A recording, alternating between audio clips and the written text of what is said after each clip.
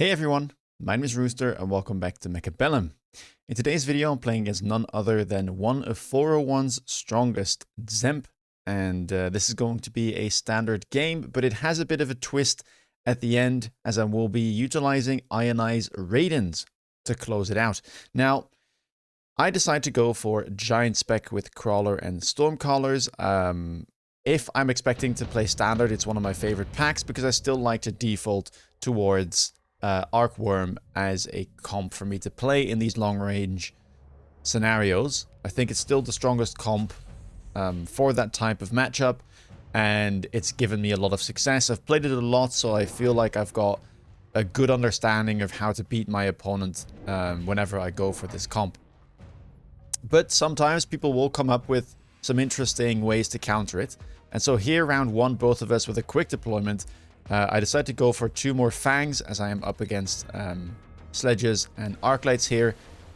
And usually that's a pretty fine play to make if you're expecting your opponent to go for the long range game as well. Just get your chaff down, and there's actually a lot of matchups that you will end up winning just by going Fangs and Crawlers and kind of leaving the Arclights, your solid chaff clear, for the later rounds.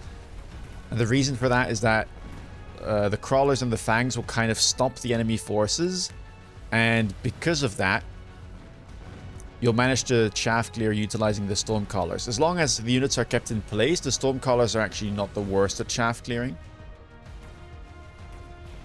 Here we do lose Arclight Sledge, a pretty powerful pack on round 1, at least into the Stormcallers.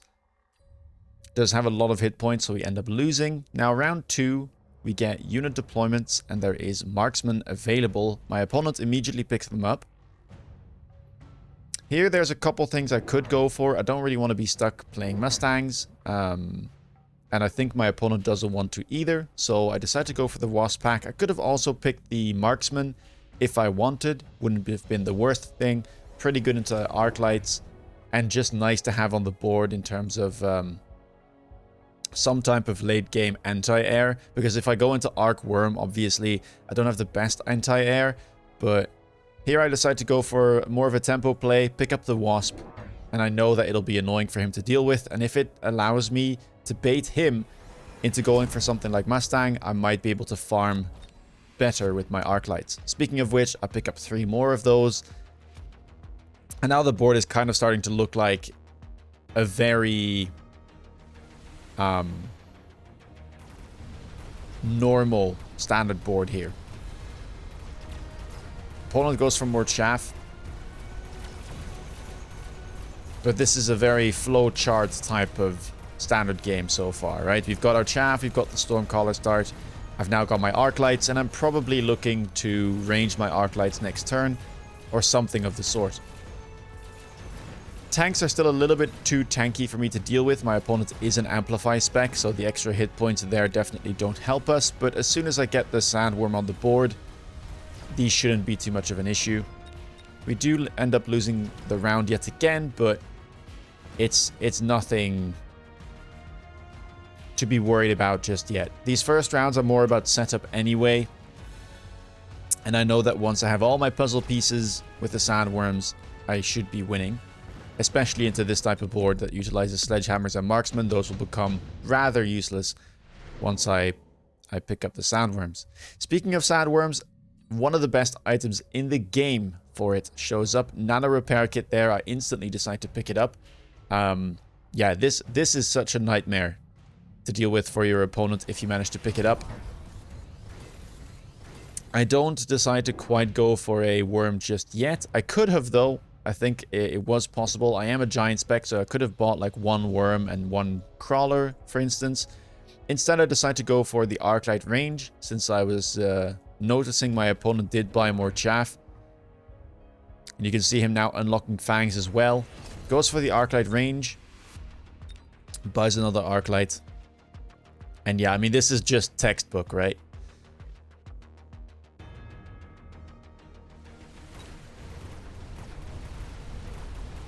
I keep the Wasps around. My opponent does have Fangs on that side, but they provide a pretty nice distraction. Arclights here will fall thanks to the help of the Stormcallers. Right side will struggle. Those sledgehammers have been leveled. I think that's a good tempo play from my opponent. Realizing that I am lacking some DPS. At the same time, once the worm comes out, that will be feeding into the sandworm, and it is worth quite a bit more experience than a level 1. Round 4, Super Supply shows up. It's almost always an insta-pick. It's a little bit risky because I'm sitting at below 3k, which can get dodgy this early on. But Super Supply round 4, earliest round it can show up. We'll start paying off on round 7. If I don't pick it up and I do happen to stabilize and my opponent has it, I'm probably going to be in a world of hurt. So yeah, I have to pick it up. Luckily, I'm giant spec, so it doesn't hurt me too much. I don't have to pay the unlock cost for the sandworm, so we can still make the play that we wanted. Buy one sandworm. We finally get to use the nano that we picked up the turn before, and we get to pick up another crawler as well. Putting it on the right side, I'm targeting this sledge pack over here because it did level. And we even have some money left to get something like the defense enhancement, which we do. Should help out the sandworm. You could also see that I unlocked Melter. I didn't want my opponent to get that from a free unit drop next turn. And that's the nice bit about playing Giant Spec, in my opinion. There are a lot of good comps that revolve around Giants, and they will often have a Giant counter as well. If you play it correctly, you can decide to just unlock those for free, and then they will stop showing up. You can see the worm there on the right side is doing exactly what we wanted it to do. Beating those sledgehammers, now starting to kill arc lights as well, and you can have a look at the experience. These leveled arc lights, the leveled sledges and the leveled marksmen are worth a lot, and so the sandworm is getting close to that second level. Tower going down, that's another 200 experience. We can speed things up. Left side did lose, but it's only level 1 marksman, and with the worm back to full health, it should just win. 100.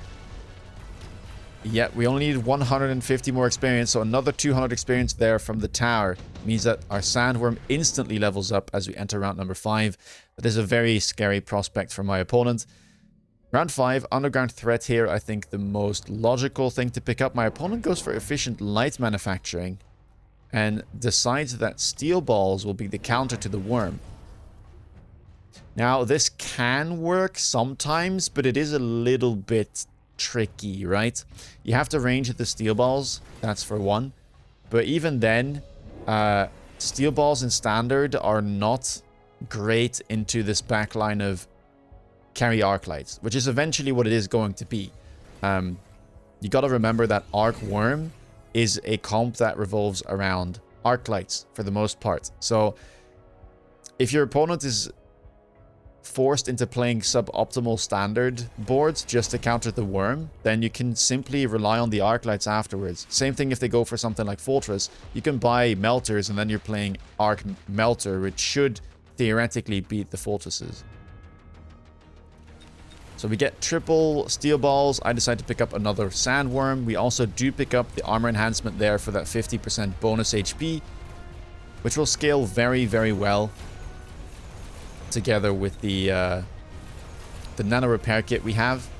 Worm on the left does get targeted, but you can see that the steel ball there died. All of the other steel balls also going down. They are only level 1, so they do get one shot, and the sandworm does have 12 meters of splash. So this is why I say it's a bit tricky.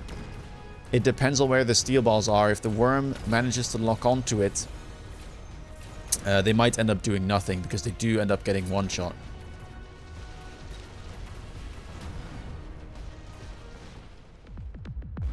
And so round 5 is ours to take as well. Round number 6, efficient giant manufacturing shows up. Incendiary bomb as well. Both of us go for the incendiary bomb. I didn't really want to go efficient giant because it takes 4 giants before that card pays off. And I didn't really see myself spamming sandworms that much in this game. And the fire is just such a nice spell to use, right? I decide to be greedy with it. If my opponent wants to shield, then so be it, but I wanted to try and hit some of these steel balls as they were arriving. They're only level 1, so they do take a significant amount of damage from the fire. An opponent here decides to go for the Wraith in standard. So Wraith Ball is a comp that we haven't seen that much. Blue hair, 201 player, is one that kind of pioneered it months ago. Can definitely work, and the nice bit for him is that it does end up countering my board somewhat, because remember, I didn't pick up the marksman earlier on, and so this scenario is an example of why it can also be fine to just pick up the marksman and be safe from these type of air plays, right? I do range my wasps, kind of attempting to go into some type of worm wasp board, because I see he was very heavily invested in ground units. But now that these Wraith come out, we'll have to see how this goes. Wasp can beat Wraith, but just range is often not going to be enough. And I will often need AA as well to be able to beat these, especially when he has the range already. Wasps on the left are doing an okay job, but the worm ended up dying over there. Now, the worm on the right, however, is still alive, and we can speed things up here, but I would be kind of surprised if this dies. We might just trade hit points here, as I have no AA left, but I think this worm will make sure that he has no ground units left. And yeah, it's now working away at the tower. Where will it end up going? Does end up going for the marksman there. We'll end up killing it. Arclight is next. And the final marksman will go down as well. That worm is ready to level up, so potential level 3 worm for me with Nano. And at the very least, I'll make sure that my opponent takes some damage as well, as I get to know what his plan is. So now I know I'm up against Wraith, and I can kind of act accordingly. Round 7, we get a bunch of free units. I decide to pick up the Saber and sell. And I decide to take AA on my Wasp, because I want to try and, well, play out that matchup. I do think it is winning. Another thing I could have gone for is something like the Farseer with EMP. That can be a decent addition to my board to try and help out the Wasp. Kill those Wraith. Opponent picks up the Rhino, and with the small amp core, this is very tanky. It's also quite a good counter into the worm. The level 3 might be a bit scary, but into any other Sandworm, this will easily win. And he picks up the armor as well, so it's now sitting at 214,000 hit points. That's going to be tough to kill for me. I don't have that much DPS, if you think about it. Most of my DPS comes from the worms beating his ground units. And though the Wasp might be able to get there, they definitely do lack some DPS when they're still level 1. I would need them to at least get to level 2. This round I decide to oil as well to try and slow down his units. I'm not sure how beneficial this is, because the steel balls do have range, and this might just keep them at bay from my Sandworm. Opponent's also going for the degeneration beam there, but you can see the Wasps do a much better job at killing his units this time around. My level 3 Sandworm, however, does end up going down, and you can see this worm. I mean, some of the Wasps are shooting at it, but we haven't even gone through a third of its hit points. Luckily, we do manage to take out the left side, but yeah, this thing is a bit of a menace. Left side this time around does end up winning. Right side, though, still struggling. Tower will fall on both sides. And let's see how this plays out. Wasps will manage to take out the Wraith. There's only a couple fangs left, so maybe, just maybe, we can clean things up. Can we kill the Rhino is the question. If we can't, then these fangs will simply clear my board. Oh, I have one Wasp, though, that is smart enough to turn. And let's see, how much can this lone fang do? Not enough from the looks of it. And we trade hit points yet again. Another Nano Repair Kit shows up, and obviously I will pick that up. I have a level 2 Sandworm here on the left. But somehow, some way, my Wasps are still not leveling, even though they did kill some Wraith. We are really lacking some DPS to be able to take out this this Rhino. You see me beacon the worms to the right here. I'm trying to avoid the steel balls to some extent. And by doing this, they will also arrive a little bit later, so maybe the steel balls will be further forward, which might help us kill them.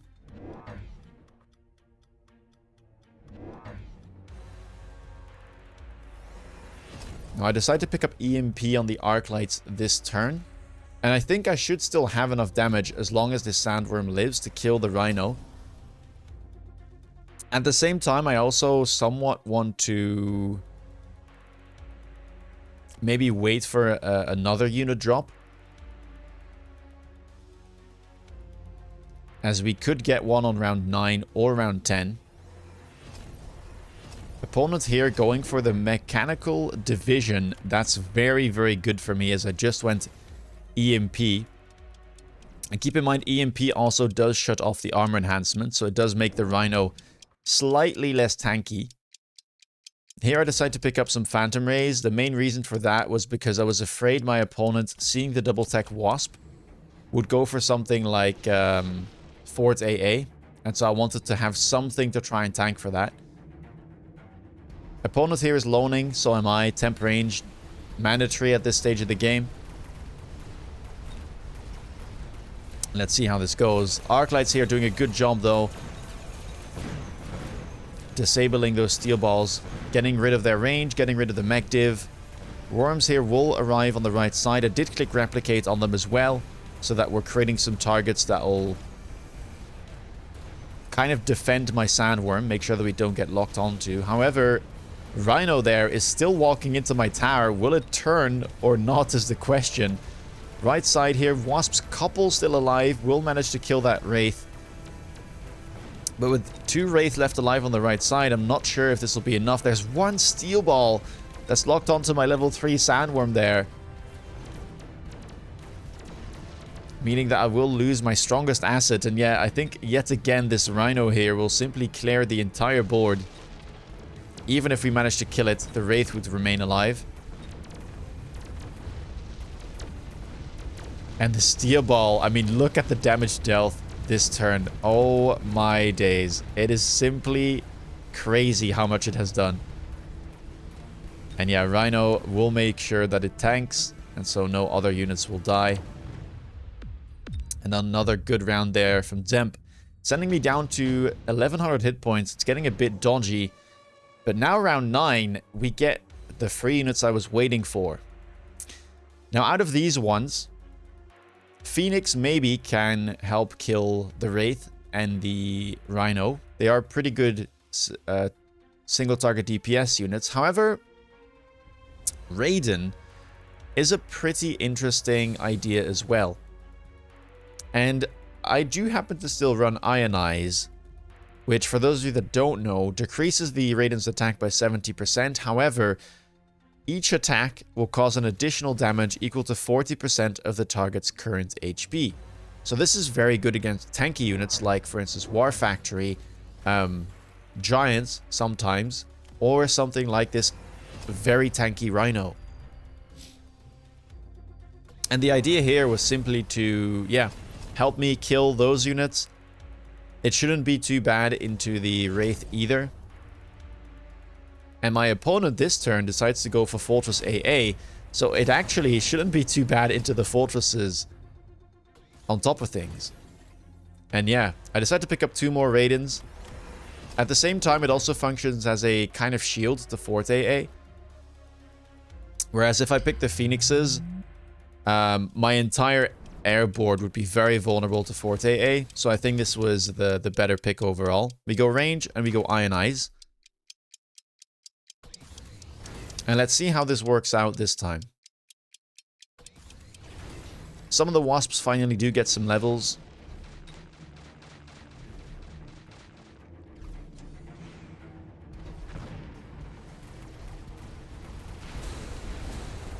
Both of the armies approaching. First salvos here are firing from the fortress. But they did miss at least the Wasps. So as long as these stay alive, they are pretty good DPS. Oh, some salvos there are going towards them though. The Raidens obviously have more range. But we managed to kill the Rhino from the looks of it. And the Raidens here not doing a bad job whatsoever. Some nice damage there towards the Raidens, towards the Wraith, sorry.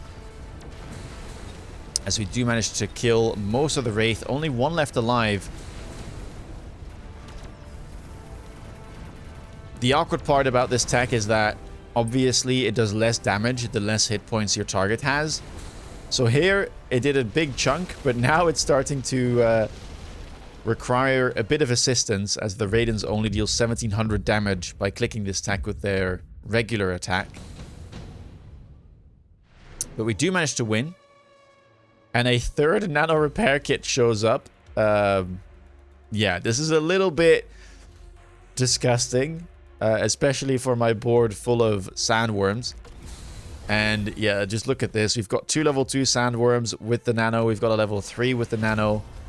I decided to pick up EMP as well on my Raiden to make sure that we can disable some of these techs. Get rid of the double tech Wraith if we can.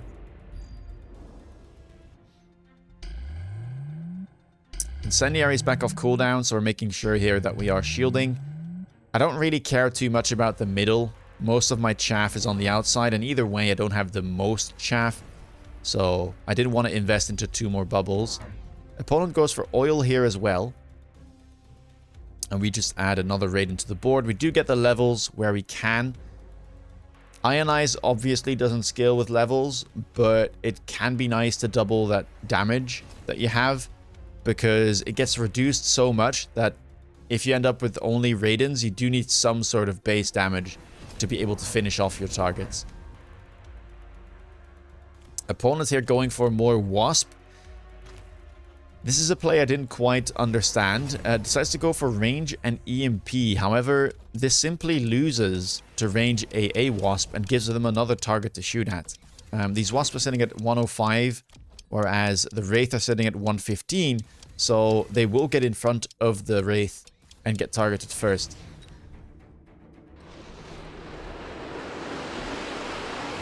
I think some form of EMP could have been nice. But then maybe like range and EMP on the marksman would have been a better option.